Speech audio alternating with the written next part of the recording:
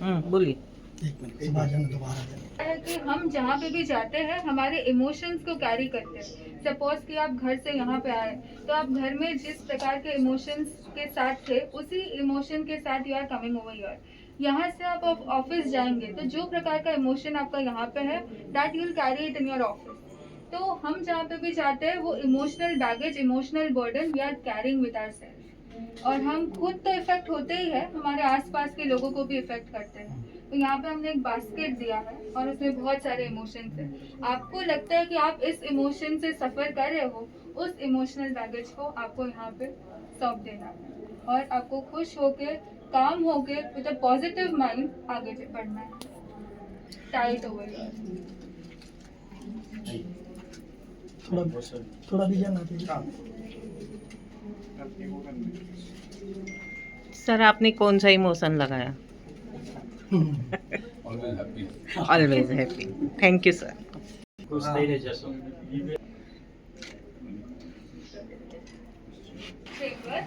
And इसमें हमने दिखाया है ग्लोबल वार्मिंग, जो इस एरा में सबसे ज़्यादा एक टॉपिक बन गया है डिस्कशन का कि हम क्या कर रहे हैं, हम किस ओर जा रहे हैं और हमें क्या करना चाहिए।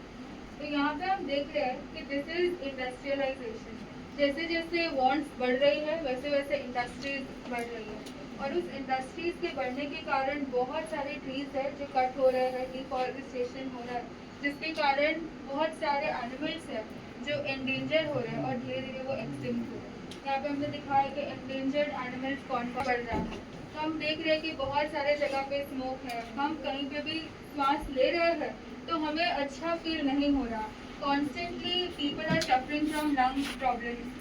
तो ये सारी चीज़ें global warming, increase in global warming के कारण। यहाँ पे हमने दिखाया है कि गाय है, तो गाय भी जो खाना खा रही है उसे खाना तो है घास, लेकिन बहुत सारा कचरा आसपास होने के कारण और प्लास्टिक जो है वो प्रॉपरली डिस्पोज नहीं होते हैं, उसके कारण गाय भी है तो वो प्लास्टिक्स को खा रही है और उसके पेट में भी प्लास्टिक है। हमें इधर ये मैसेज स्प्रेड करना है कि जितने भी लोग ऐसे हैं जो गाय को खाते हैं, एक्चुअली वो गाय को नहीं पर वो प्लास्टिक को खाते हैं। तो हमें इससे भी बचना है।